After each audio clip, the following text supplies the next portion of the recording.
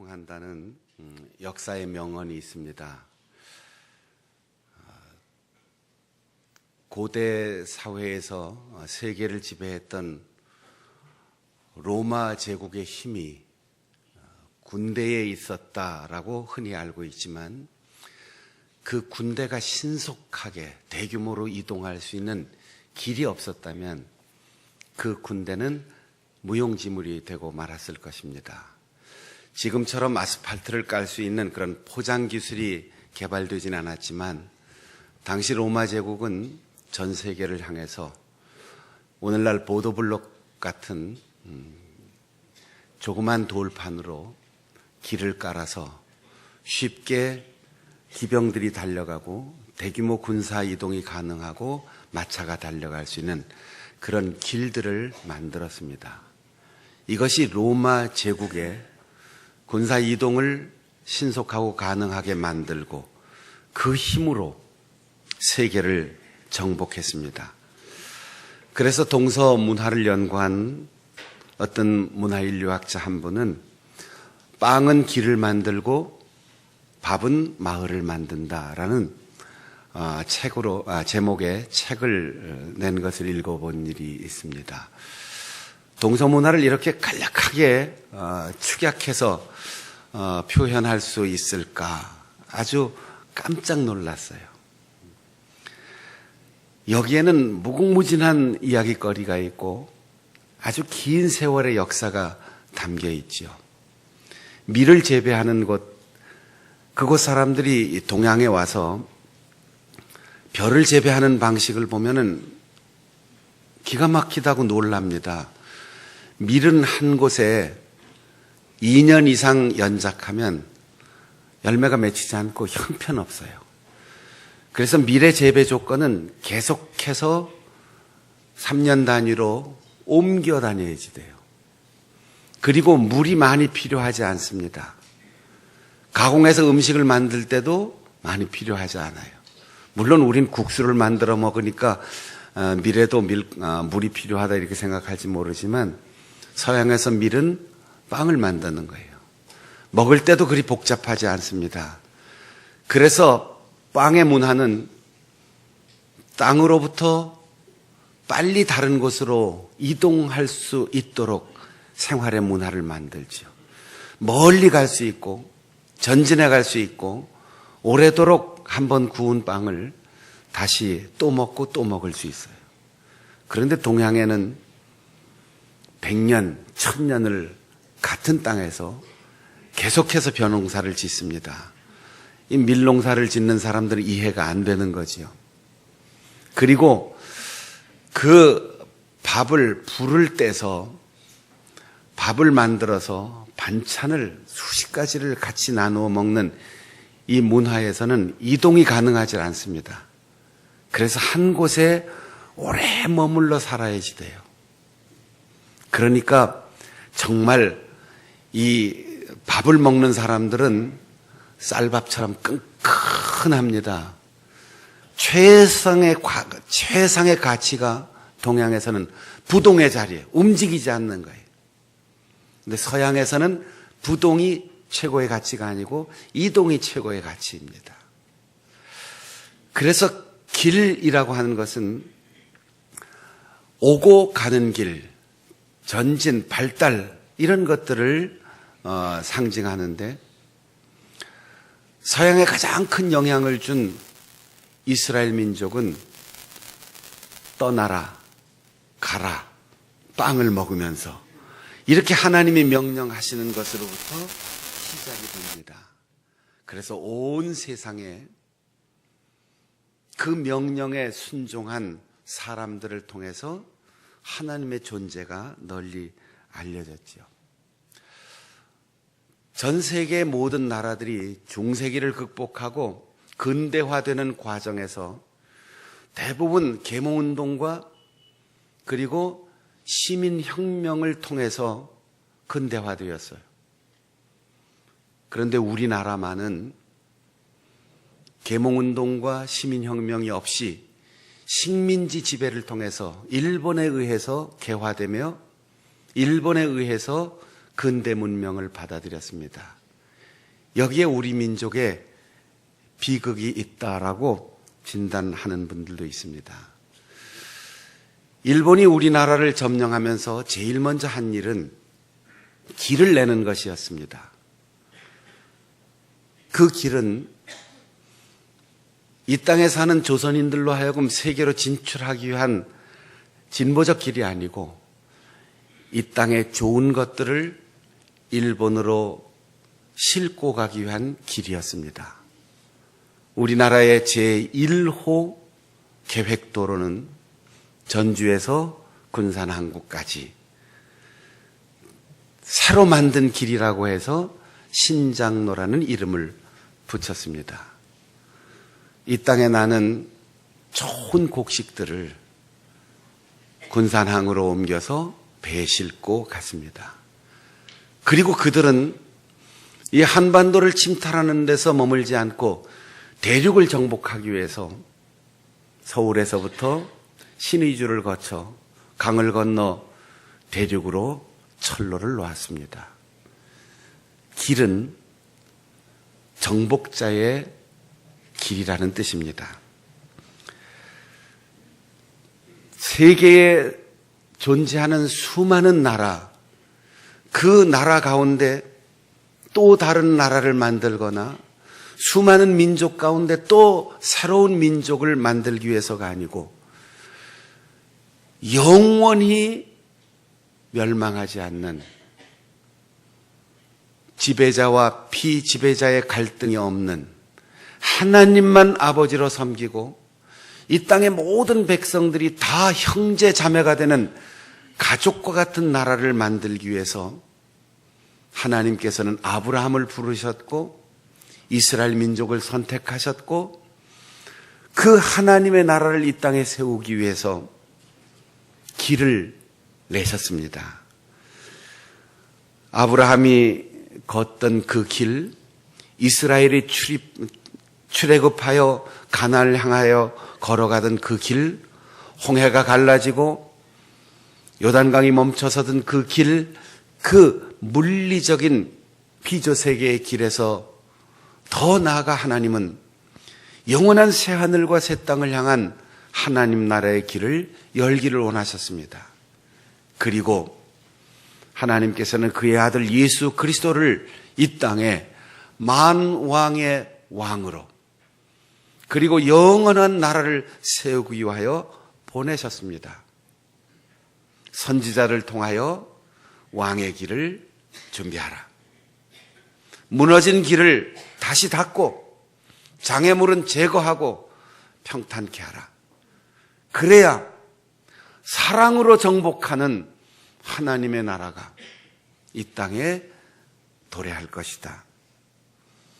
이것을 수천 년 동안 선지자를 통하여 글로, 율법으로, 역사로 말씀하시는 하나님은 마침내 그 아들 예수 그리스도를 이 땅에 보내시고 그분을 통하여 말씀하시기 시작하셨습니다. 그래서 말씀이 육신이 되어 이 땅에 오셨다라고 요한은 표현하고 있습니다. 마가복음은 아마도 복음서 중에 분량이 작아서 뒤쪽으로 들어갔지만 제일 먼저 쓰여진 복음서일 것이다. 그렇게 학자들이 이야기합니다. 그 최초의 복음서의 제일 첫 문자는 시작이라는 것이에요. 우리말로 번역할 때는 우리말 어순을 따라서 하나님의 아들 예수 그리스도의 복음의 시작 이렇게 제목이 붙어 있어요. 그런데 헬라어 성경에는 이 복음서의 제목이 시작 복음의 예수 그리스도 그분은 하나님의 아들 이렇게 되어 있어요. 어순이 달라서 우리말로는 이게 뒤바뀌었지요. 그런데 헬라어 성경에는 시작이라는 말이 제일 앞에 나와 있습니다. 아르케라고 하는 헬라어는 요한복음에도 첫 문자가 이 단어로 시작합니다.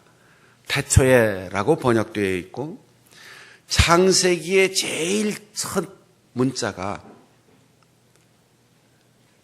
전치사 배가 앞에 붙어 있는데 레쉿이라고 하는 단어를 나중에 히브리어를 모르는 유대인들을 위하여 헬라어로 구약 성경을 번역하면서 아르케라고 하는 단어로 번역했어요.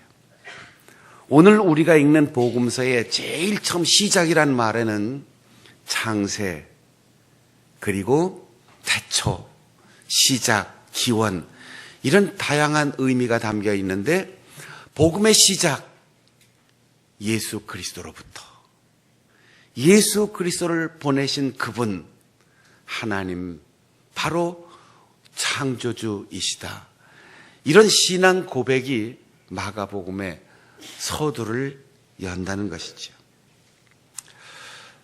이 시작이라고 하는 말이 시간으로는 맨 처음, 권위로는 으뜸, 의미로는 원인, 이런 뜻을 가지고 있는데, 영어로 오리진이라고 하는 말이 이 기원을 얘기하는 거예요. 여기서 오리지널, 우리가 요즘 잘 쓰지, 오리지널이라는 말을 많이 쓰는데, 요즘 영어의 오리지널이라는 말은 보통 우리가 쇼핑할 때, 물건을 살 때 이게 진짜냐 가짜냐, 이거를 구별하는 말로 요즘 씁니다. 몇 년 전에 제가 모처럼의 휴일, 제 아내와 함께 서울 근교를 나가서 커피숍에서 가볍게 차 한 잔 마시고, 그리고 집으로 돌아올 시간이 돼서 커피숍을 나왔어요. 예상치 못하게 갑자기 비가 쏟아집니다.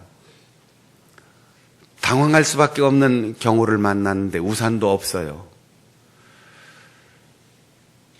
주차장까지 막 달려가는데 보니까 커피숍으로 들어오는 사람, 커피숍에서 저처럼 나가는 사람 막 혼자서서 뛰기 시작하는데, 여자분들이 두 가지 현상이 나타나더라고요. 비가 오니까 어떤 분들은 가지고 있던 가방을 머리 위에 올려놓고 이 멋있게 한 그 머리에 비가 맞지 않도록 가방으로 머리를 가리는 사람, 또 한편 저렇게 화장하고 멋있는 머리를 적시면 안 되는데 그렇게 염려되는데도 그 가방을 품속에 넣고 소중히 가리고 뛰어가는 사람, 두 부류의 여자분들이 있었어요. 왜 그럴까요? 어떤 가방이 오리지널이고 어떤 가방이 짝퉁일까요? 자, 오리지널 가방은 가슴에 품는 거지요. 짝퉁 가방은 머리에 쓰고 가는 거지요. 보면 똑같아요. 기능도 불편하지 않아요. 멋있고 똑같이 생겼는데 오리지널과 짝퉁은 가격 차이가 엄청난 모양이에요.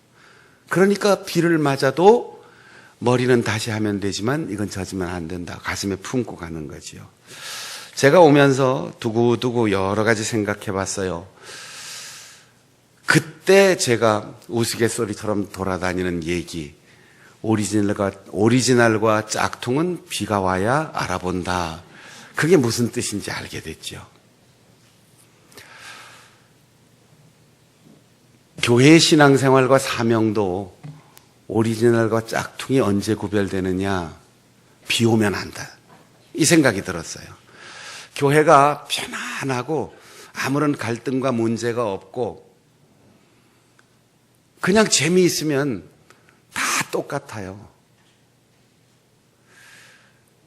저 사람이 진짜 목사인지 짝퉁 목사인지, 진짜 장로인지 짝퉁 장로인지, 오리지널 권사인지 짝퉁 권사인지, 오리지널 그리스도인인지 그냥 드나드는 짝퉁인지 구별이 안 가지만, 고난의 비가 쏟아지고 교회에 갈등이 있고 문제가 생길 때 다른 사람을 머리에다 올려놓고 자기만 비를 피하려는 사람, 어려운 일이 있을수록 우리 교회, 우리 목사님, 우리 장로님, 우리 권사님 품을 수 있어야 되는데 품지 않고 누구 때문이다. 손가락질하고 비난의 화살을 더 쏘아대는 사람. 고난과 역경의 비가 오면 교회도 알게 되는 거죠. 주님께서 말씀하셨습니다. 마지막 날 내가 오면 오리지널과 짝퉁을 딱 구별할 거다. 난 알아본다.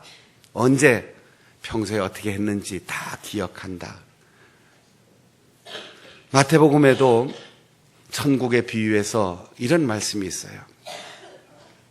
천국은 마치 바다에 그물을 내리고 물고기를 잡는 것과 같다. 그물을 내리고 물고기를 잡는데 야, 이쁜 거는 들어오고 못생긴 건 나가. 이럴 수가 없어요. 다 잡는 거예요. 다 잡아서 끌어올린 다음에 구별하는데 원하는 먹을 수 있는 좋은 물고기는 그릇에 담고 먹을 수 없고 못된 물고기는 다 버린다고 했어요. 밭농사를 지을 때도 좋은 곡식 줄기를 다칠까 봐 곡식이 성장하는 동안은 가라지를 뽑지 않는답니다.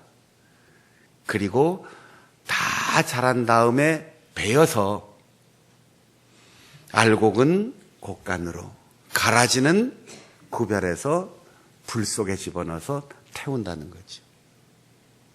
인자가 올 때 양을 구별해서 영생의 울타리로 들여보내고 양하고 비슷하게 생겼는데 염소는 나는 너희를 도무지 알지 못한다. 그렇게 문 밖으로 내어 쫓는다 말씀하셨습니다. 오늘 이 예배에 참여한 우리 장충단교회 모든 믿음의 식구들은 주님 오시는 그날 오리지널 진짜 그리스도인, 진짜 교회의 직분자, 정말 하나님 앞에 인정받을 수 있는 우리 장로님, 권사님, 그리고 우리 교역자들이 될 수 있기를 축복합니다. 복음의 시작, 이것이 마가복음의 서두인데 복음이란 말을 우리는 자꾸 문서로 생각해요. 전도지,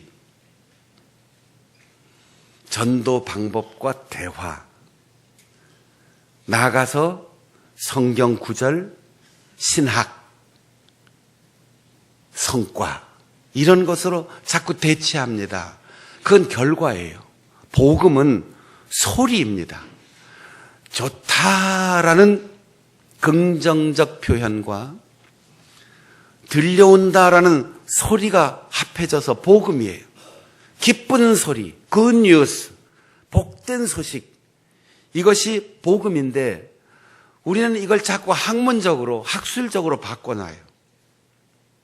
왕이나 지체 높으신 황제가 보내는 전령들 혹은 하나님이 보내신 천사들이 와서 말해주는 그 소리가 복음입니다.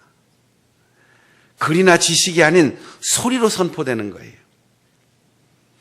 우리가 아무리 좋은 악보를 들고 있어도 노래를 부르지 않으면 그건 음악이 아니에요. 노래를 불러야 노래가 되는 거죠. 좋은 악기를 가지고 있다고 사람들이 감동되는 게 아닙니다. 악기가 연주돼야 감동이 오는 거죠. 우리가 서재에 수많은 음악에 관한 도서를 비치해 놓고 다양한 LP, CD, 테이프, 수많은 음반을 가지고 있다고 해서 그 사람의 음악적 수준이 높은 게 아니에요.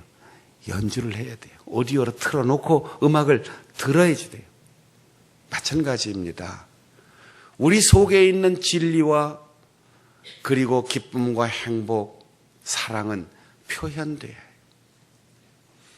우리 속에 쇠도 녹일 수 있는 뜨거운 사랑의 열정이 있어도 사랑합니다 표현하지 않으면 그 마음 속에 있는 사랑은 아무것도 녹일 수가 없고 아무것도 끓일 수 없습니다. 여러분 속에 있는 지식이 머리에 남아있지 않고 여러분의 가슴 속에 있는 사랑이 심장에 머물러 있지 않고 따뜻한 언어와 눈빛과 표정으로 우리의 손발로 표현되어 소리로 전달될 수 있는 능력을 소유할 수 있기를 바랍니다. 다 같이 한번 해보실까요? 사랑합니다. 저를 사랑해 주시는 줄 제가 잘 아니까 저 말고 옆에 있는 분들에게 사랑합니다. 이렇게. 한 번 더 사랑합니다. 그래요. 제가 갑자기 더워지는 거 보니까 우리 교회가 데워지는 것 같아요. 인간에게 가장 기쁜 소식은 예수 그리스도께서 우리에게 오셨다라는 말입니다. 그분은 하나님께서 보내신 유일하신 아들이라는 거예요. 이게 소리로 선지자들을 통해서 전달됐어요. 그리고 오늘 마가복음의 기록자가 얘기한 세례 요한이 광야에서 소리로 외쳤어요. 올 연초에 돌이 막지난 저희 손자가 왔는데 겨우 걸음마 떼어놓고 돌아갈 때까지 할아버지한테 할아버지 소리 한번 못하고 갔어요. 좀 섭섭하게 갔는데 할아버지라고 못한다고 관계가 없어지는 거 아니죠. 그 아이가 머릿속에 지식이 있어서 할아버지는 아버지의 아버지다. 나는 할아버지의 아들의 아들이다. 뭐 이런 거 정리해서 관계가 형성되는 게 아니죠. 그냥 갔어요. 근데 며칠 전에 영상통화를 하는데 제 아내에게 들은 얘기예요. 제가 없을 때 영상통화하면서 이렇게 화면을 쳐다보고 시선을 고정시키더니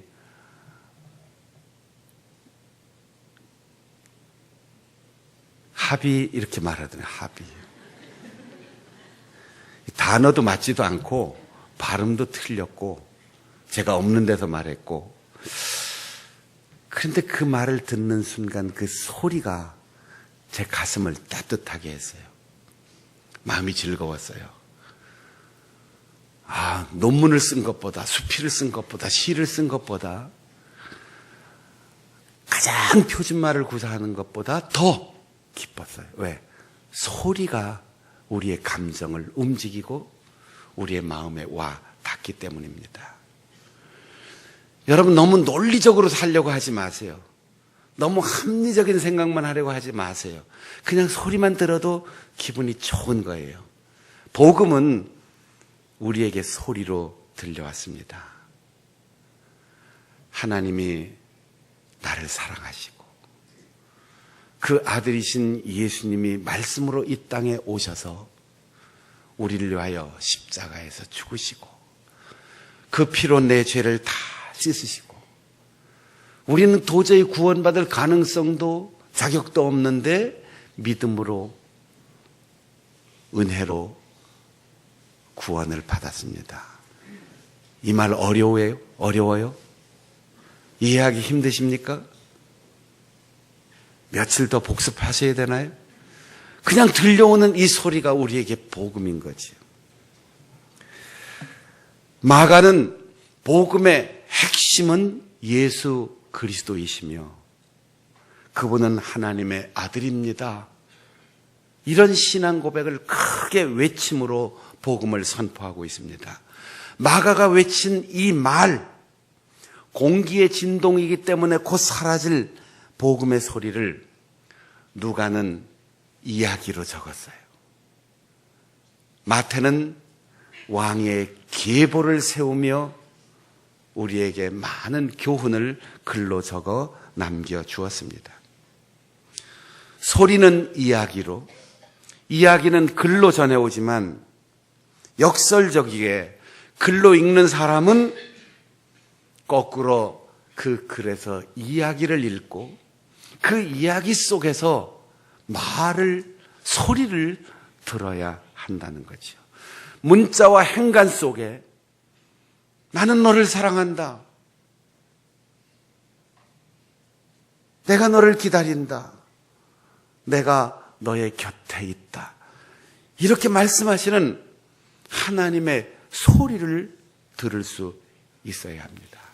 마가는 그가 읽었고 모든 백성들이 잘 알고 있는 말라기 선지자의 글과 이사야 선지자의 글을 인용하면서 광야에서 외치는 자의 소리가 있을 것이라고 했습니다.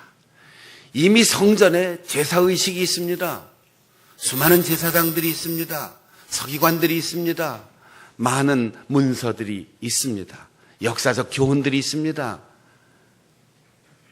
그런데 하나님께서는 새로운 시대에 요한을 광야로 보내셔서 소리가 되게 하시고 글로 형식으로 남아있는 하나님의 놀라운 역사를 외치게 하였습니다. 오늘 우리들이 성경을 공부하고 통독하고 필사하고 제자훈련 받고 예배드리고 설교를 듣고 그 모든 것을 통해서 하나님의 거룩한 음성을 듣고 하나님의 사랑을 증거하는 소리를 들을 수 있기를 바랍니다. 세례 요한은 하나님의 소리를 광야에서 외치면서 제일 먼저 회개하라 라고 하였습니다. 왜 이게 기쁨의 소식일까요? 왜 이게 복된 소리일까요? 회개하지 않고는 믿을 수 없고 회개하지 않고는 하나님께 가까이 갈 수 없고 회개하지 않고는 하나님의 아들 왕의 왕이신 그분이 사랑으로 이 땅을 점령하기 위하여 정복자로 오시는 그분의 길을 준비할 수 없기 때문입니다. 그 약속의 율법의 문자나 예식의 엄숙함 제물의 종류가 아니라 외치는 자의 소리가 있을 것이라는 예언을 인용하면서 회개하라라고 촉구했습니다. 올해는 중세기에 부패한 가톨릭 교회, 로마 가톨릭 교회에 95개 조항의 항의문을 붙이고 종교개혁 운동을 일으킴으로 개신교가 시작된 지 500년이 되는 기념할 만한 해였습니다. 종교개혁 500주년. 얼마나 멋지고 거창한 표어이고 제목이겠습니까? 우리 교단도 마틴 루터를 흉내내서 95개 조항의 신앙 고백을 마련해서 개혁안을 발표했어요. 그 95개 조항의 문서를 또 각 교회 목사님들에게 다 보냈는지 저도 받았습니다. 그런데 제가 끝까지 안 읽어봤어요. 지루하고 복잡해요. 마틴 루터의 그 정신과 소리를 아무도 기억하지 못하고 글을 쓴 것 같아요. 마틴 루터가 95개 조항을 비텐베르크 성곽교회의 문에다가 붙일 때 제1조가 우리의 영원한 스승이신 예수 그리스도께서 회개하라 하나님 나라가 가까웠다라고 말씀하실 때 그 회개는 한 번의 체험이나 결단이나 변화가 아니라 신자의 일생 동안 계속되는 회개를 의미한다. 이게 1조예요. 가톨릭 교회가 나쁘다, 잘못됐다, 교리를 뜯어 고쳐야 된다, 교회가 새로워져야 된다, 새로운 교단이 출현해야 된다, 이런 얘기가 시작이 아니에요. 나부터 우리 함께 회개하자.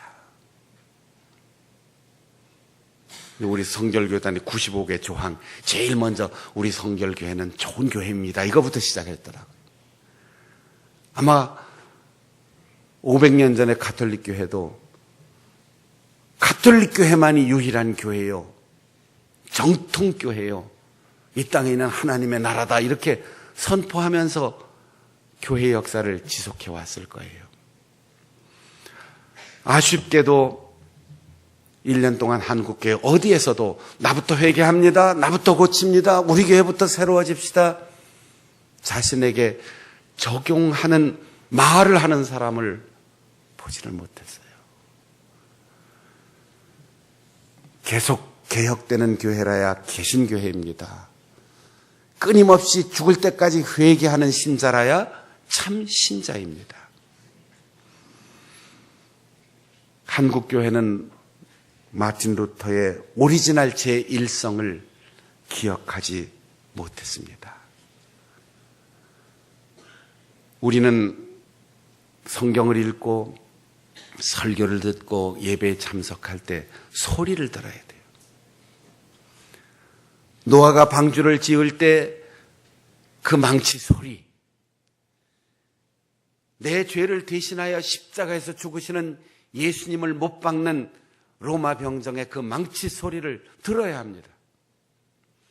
베드로가 자신의 실수와 죄를 깨닫고 회개한 것은 닭 울음 소리를 듣고 예수님께서 말씀하셨던 그 음성이 기억났기 때문에 돌아온 것입니다. 바울 사도가 거꾸러진 것은 둘러비치는 빛 속에서 예수 그리스도께서 나는 내가 박해하는 예수다라고 하는 소리를 들었기 때문에 변화되었습니다. 글은 많습니다. 논문도 많습니다. 학문의 성과는 고도로 높아져 갑니다. 목회자들이나 교회의 지도자들의 위치는 세속적인 권력을 손에 쥐은 것처럼 높아만집니다.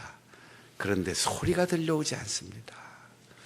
가슴을 치고 회개하는 소리, 눈물을 흘리며 내가 죄인입니다 자복하는 소리가 들리지 않습니다. 오늘날 한국교회 문제는 예배당이 없어서가 아니에요. 공부 못한 목사가 있어서가 아니에요. 유명한 사람들이 교회에 없어서가 아니에요. 멋지게 단장한 아름다운 여인들이 없어서가 아닙니다. 소리를 들려줄 수 없는 지도자, 소리를 듣지 못하고 귀가 닫혀있는 성도들의 마음, 그래서 글로, 학문으로, 교양으로, 친목회로 그렇게 교회를 드나드는 짝퉁 신자, 짝퉁 교회들이 있기 때문입니다. 세례 요한은 회개의 세례를 받기 위해서 오는 많은 사람들을 향해서 이렇게 말합니다. 나는 오늘 물로 세례를 주지만 내 뒤에 오시는 이가 있습니다. 그분은 성령으로 세례를 줄 것입니다. 예수 그리스도를 믿고 구원의 확신을 얻고 세례를 받는 그 순간 목숨이 끊어지지 않는다면 그 다음 순간부터 우리는 성령의 도우심이 필요합니다. 성령의 내주하심과 성령의 임재와 성령의 충만함이 필요합니다. 오늘날 세계 기독교 역사의 유래를 찾아볼 수 없을 만큼 짧은 기간 고도의 급성장을 이룬 한국교회가 세계의 유래를 찾아볼 수 없을 만큼 세상의 염려거리가 된 이유가 무엇입니까? 십자가를 알고 은혜를 경험하고 거듭남의 체험에 머물러 있기 때문입니다. 성결교회가 성결교회의 역사를 시작하고 성결교회 이름을 가진 이유는 성령 충만의 은혜를 받아 죄를 이기고 유혹을 이기고 죽음을 이기고 거룩하게 살아가는 삶의 모습이 필요하기 때문에 성결교회가 세워진 겁니다. 성결의 은혜는 성령의 세례를 받고 그 은혜를 지속하는 성령 충만의 은혜를 강조하는 교회이기 때문입니다. 오늘날 우리 성결교회가 먼저, 아니 우리 장충단 교회가 먼저, 아니 내가 먼저 성령 충만한 목회자로 설교하고 우리 성도들이 성령의 역사에 사로잡혀 귀가 열리고 눈이 열리고 마음이 열리고 가는 곳마다, 있는 곳마다 성령의 역사가 나타나는 그런 성령 충만한 교회가 회복돼야 합니다. 회개의 복음이 사라지고 성령 충만의 은혜를 경험하지 못한 교회는 짝퉁 교회입니다. 진실한 교회, 주님께서 세우신 오리지널 교회는 소리가 들려오고 회개하는 눈물과 가슴을 치는 통곡이 있고 복음의 소리가 들려오고 성령의 역사가 나타나는 교회여야 합니다. 성탄을 기다리는 이 계절, 우리 모두가 소리를 듣고 예수 그리스도께 집중하고 성령 충만하여서 주님 오시는 그날 내가 너를 안다. 그렇게 진짜 그리스도인으로, 진짜 교회로, 진짜 직분자로 주 앞에 인정받고 영원한 새 하늘과 새 땅의 믿음의 식구로 받아들여질 수 있는 우리 성도들이 되시기를 바랍니다. 기도하겠습니다. 우리 함께 통성으로 기도할 때